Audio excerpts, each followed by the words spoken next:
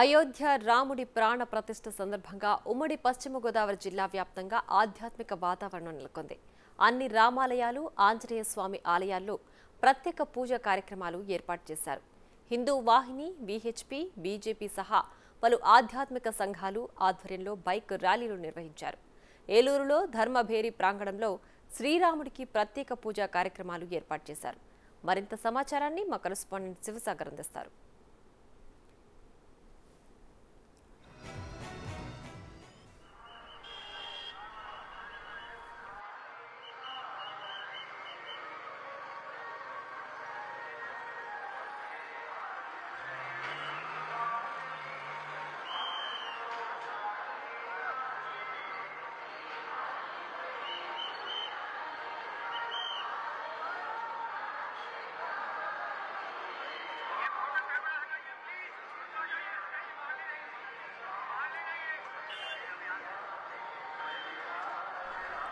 అయోధ్య రాముడి ప్రాణ ప్రతిష్ఠ సందర్భంగా ఉమ్మడి పశ్చిమ గోదావరి జిల్లా వ్యాప్తంగా ఆధ్యాత్మిక వాతావరణం నెలకొంది.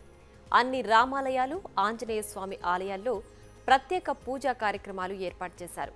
హిందూ వాహిని, విహెచ్పి, బీజేపీ సహా పలు ఆధ్యాత్మిక సంఘాలు ఆధ్వర్యంలో బైక్ ర్యాలీలు నిర్వహిస్తున్నారు. ఏలూరులో ధర్మబేరి ప్రాంగణంలో శ్రీరాముడికి ప్రత్యేక పూజా కార్యక్రమాలు ఏర్పాటు చేశారు.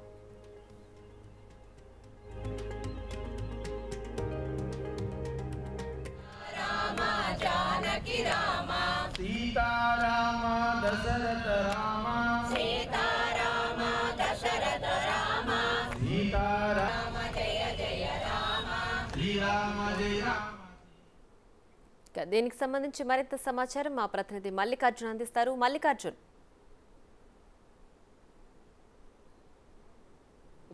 హిందువుల 500 ఏళ్ల నాటి కళ ఈరోజు నెరవేరబోతా ఉంది.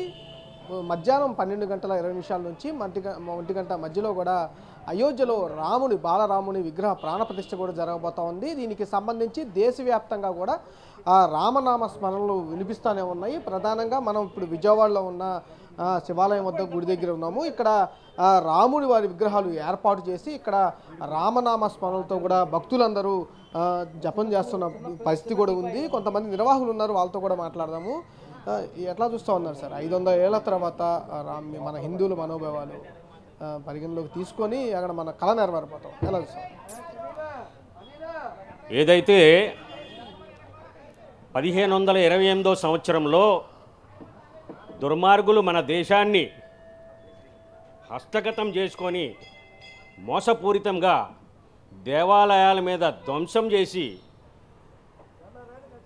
ఈ బాబరు పాలనలో ఏదైతే అక్రమ కట్టడము అయోధ్యలో జరిగిందో అప్పటి నుంచి హిందూ సమాజం పోరాటాలు చేస్తూ ఎందు బంధువులు ఈ పోరాటంలో బలిదానమయ్యి ఈ రోజున సుమారు 496 సంవత్సరాల తర్వాత హిందూ సమాజం తలెత్తుకునే రోజు ఈరోజు జరగబోతుంది.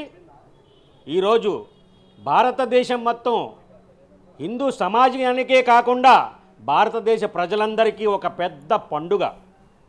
ఆ పండుగ వాతావరణంలో భారతదేశంలో ఈ రామోత్సవం, రామ దీపావళి జరుపుకుంటున్నాం. ఈ సందర్భంగా ఇక్కడ మన స్థానిక విజయవాడలో మొగల్రాజపురంలో ఏదైతే శివాలయం ఉందో ఆ శివాలయంలో దేవీ దేవతలకి ప్రత్యేక పూజలు చేయిస్తూ అలాగే సీతారామ లక్ష్మణ ఆంజనేయ స్వామి వారికి కూడా ప్రత్యేక పూజలు చేయిస్తూ వారి అనుగ్రహం పొందుతూ అందరూ సామూహికంగా ఇక్కడ ఎల్ఈడి టీవీ ఏర్పాటు చేసుకొని ఆ లైవ్ కార్యక్రమం చూస్తూ భక్తి పారవస్యంలో ఈ హిందూ సమాజము ఆ రాముని ఆశీస్సుల కోసము ఇక్కడ కార్యక్రమం ఏర్పాటు చేయడం అయింది. ఈ హిందూ సమాజము ఇవాళ తలెత్తుకునే పరిస్థితి కొంతమంది మహానుభావుల వలన కలిగింది. ఈ సందర్భంగా మేము ఒకటే చెప్తున్నాము, హిందూ సమాజము ఇప్పటికైనా ఒక ఐక్యతతో ఉండి హిందువుగా జీవించడం మనం మొదలు పెడితే మన మీద ఎవరు దాడి చేయడం కానీ మన దేవాలయాలు ధ్వంసం చేయడం కానీ ఏమీ ఉండవు, అంత ధైర్యం కూడా చేయరు. అందువలన హిందూ సమాజానికి ఒకటే విజ్ఞప్తి చేస్తున్నాం, మనమంతా కలిసి ఉండాలా. మనం ఎవరికి వ్యతిరేకం కాదు.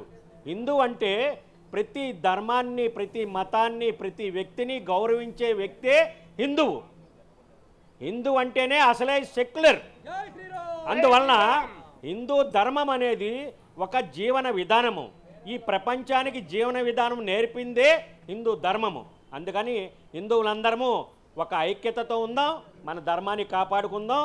మన రాముని ఆశీస్సులతో అందరము ఈ కార్యక్రమం చూసి తర్వాత అయోధ్యకి ఆహ్వానం రాముడు పంపించాడు మనకి అత్యంతల ద్వారా. ఆ అయోధ్యని దర్శనం చేసుకుందాం, ఆ రాముడు ఆశీస్సులు పొందుదాం. సానా శ్రీనివాస్, విజయవాడ మహానగర్ విశ్వ హిందూ పరిషత్ అధ్యక్ష బాధ్యతలో ఉన్నా. అలాగొస్తా ఉందండి 500 ఏళ్ల తర్వాత హిందూ కళ సాకారం కాబోతుంది. దీన్ని ఎలా చూస్తారు? ఇది చాలా ఆనందకరమైన విషయం. దీపావళి, సంక్రాంతి, దసరాల ప్రతి సంవత్సరం వస్తే మా జీవిత జన్మ చరితార్థమైందంటే ఇదే అని చెప్పాలి. ఎందుకంటే మేమందరం మా తాత తండ్రులు కూడా ఎప్పటి నుంచో ఈ రాముల వారి గుడి కడతామని ఎవరికీ నమ్మకం లేదు. కానీ ఈ రోజున రాముల వారి ప్రాణప్రతిష్ఠ జరుగుతుందనేపాటికి వాళ్ళు ఎంత ఆనందపడుతున్నారంటే మా నాన్నగారు అయితే మరీ ఆనందపడుతున్నారు. 76 సంవత్సరాలు ఇంట్లో ఉన్నారు. ఆయనైతే మేమైతే కళ అనుకున్న నిజం జరిగిందన్నారు.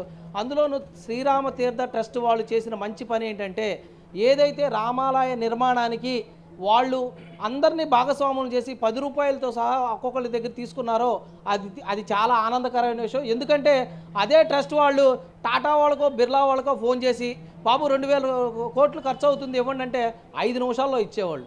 అది అయోధ్య రామ మందిరం అయ్యేది కాదు, టాటా వాళ్ళతో బిర్లా వాళ్ళతో రామ మందిరం అయ్యేది.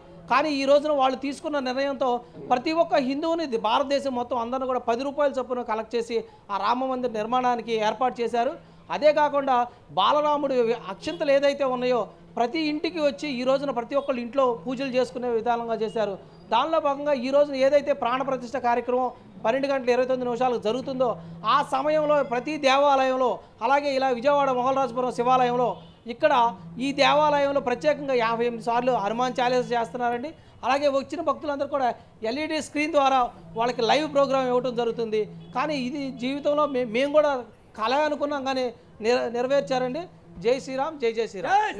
మొత్తం విజయవాడ వ్యాప్తంగా కూడా అన్ని దేవాలయాల్లో కూడా శ్రీ శ్రీరామ్ అంటూ ఆ నినాదాలు మారుమోగుతూ ఉన్నాయి. అలాగే ఆ ప్రత్యేక ప్రసారం అక్కడి నుంచి ఏదైతే అయోధ్య నుంచి ఉంటుందో ప్రత్యక్ష ప్రసారం మొత్తం కూడా ఇలా స్క్రీన్స్ ఏర్పాటు చేసి వాళ్ళందరికీ కూడా ఇక్కడ వస్తున్న భక్తులందరికీ కూడా ఇక్కడ వీక్షించడానికి ఏర్పాట్లు చేసే ఉన్నారు. మొత్తం అంతేకాకుండా మండపాన్ని ప్రత్యేకంగా ఒక మండపాన్ని ఏర్పాటు చేయటం, మండపంలో కూడా శ్రీరాముడు, సీతాదేవి, లక్ష్మణుడు, ఆంజనేయస్వామి విగ్రహాలను ఏర్పాటు చేసి భక్త పార్వశంలో అయితే హిందువులందరూ మునుగు తేలుతున్నారని కూడా చెప్పుకోవచ్చు.